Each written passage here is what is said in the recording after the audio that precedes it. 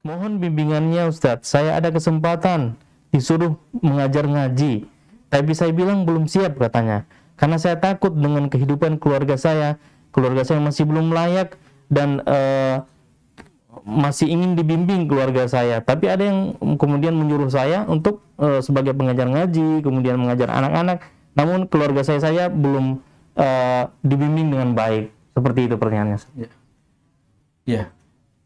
Ini satu kesempatan yang besar sebenarnya, satu peluang untuk melakukan satu amal soleh. Dalam hadis yang diriwayatkan Imam Bukhari dari sahabat yang mulia Utsman bin Affan radhiyallahu anhu, Rasulullah SAW bersabda, "Khairukum man ta'allamal Qur'an wa 'allamahu." Sebaik-baik kalian adalah orang yang mempelajari Al-Qur'an lalu mengajarkannya. Ini adalah amal yang sangat soleh, amal yang sangat baik. Bahkan Nabi kita mengatakan dia adalah taklim yang paling utama. Kita pernah belajar Al-Quran, lalu kita juga ajarkan kepada orang lain. Apalagi kalau hal-hal yang mendasar, ya.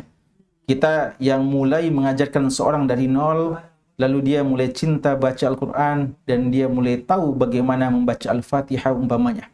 Bayangkan kalau kita adalah orang yang pertama mengajarkan seorang Al-Fatihah dengan cara yang benar, maka selama dia membaca Al-Fatihah dalam sholatnya atau dalam tempat-tempat yang lain yang memang dianjurkan, sepanjang hidupnya dia mendapatkan pahala dengan membaca surat Al-Fatihah, dan kita pun akan mendapatkan pahala tersebut. Karena itu jangan dibuang kesempatan seperti ini. Adapun alasannya bahwa saya khawatir karena keluarga saya belum juga mendapatkan hidayah umpamanya, atau belum tergolong orang-orang yang taat kepada Allah Subhanahu wa taala, maka ini sebenarnya bukan halangan bagi kita untuk berdakwah kepada orang lain. Karena seandainya keadaan keluarga kita menyebabkan kita keadaan keluarga kita yang harus sudah baik semuanya barulah kita berdakwah, maka tentu sebagian besar nabi itu tidak boleh berdakwah.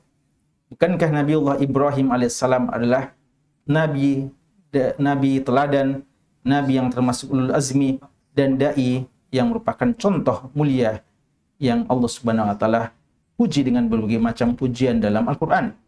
Tapi kita tahu bapak beliau adalah penentang keras dalam dakwah beliau. Tapi beliau tidak terhalangi untuk berdakwah kepada orang lain, walaupun bapak beliau sendiri termasuk penentang dalam dakwah. Bukankah Nabi Musa alaihissalam ada sepupu beliau, si Qarun, yang menentang dakwah beliau? Bukankah Nabi Nuh, yang Allah Subhanahu wa taala sebutkan bahwa Nabi Nuh, istrinya dan juga anak-anaknya ya masih menolak dakwah beliau. Nabi Nuh alaihissalam 950 tahun beliau berdakwah, istri beliau dan anak beliau termasuk di antara orang-orang yang tidak mengikuti dakwah beliau. Nabi Lut juga demikian. Dan Nabi Muhammad SAW, dai yang terbaik yang pernah ada di dunia ini. Tapi beliau tidak berhasil memberikan hidayah kepada paman beliau yang beliau sangat cintai. Innaka la tahdi man ahbabta. Innaka la tahdi man ahbabta, walakinallaha yahdi man yasha. Kamu wahai Muhammad tidak bisa memberikan hidayah kepada siapa saja yang kamu cintai, karena Allah lah yang akan memberikan hidayah siapa yang dikehendakinya.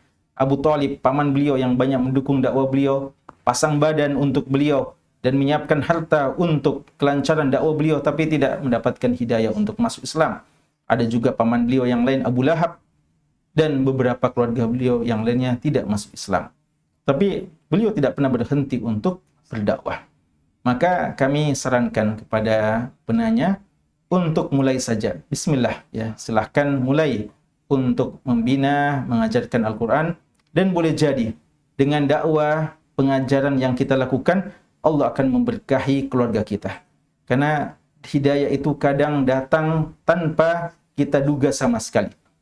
Kadang kita tidak berhasil mendakwahi keluarga kita, dan kita berhasil mendakwahi orang lain, dan sebaliknya, orang lainlah yang memberikan hidayah atau mendatangkan hidayah Allah kepada keluarga kita.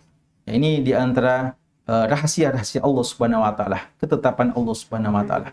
Jadi mudah-mudahan dengan ketulusan hati Anda untuk memberikan manfaat kepada orang lain, dan mudah-mudahan dengan usaha Anda mengajarkan orang lain kebaikan, mudah-mudahan itu mengetuk hati keluarga-keluarga Anda untuk bisa juga baik, dan mudah-mudahan mereka dalam waktu tidak lama meminta Anda juga untuk mengajari mereka bagaimana membaca Al-Quran dan untuk lebih taat kepada Allah Subhanahu wa Ta'ala.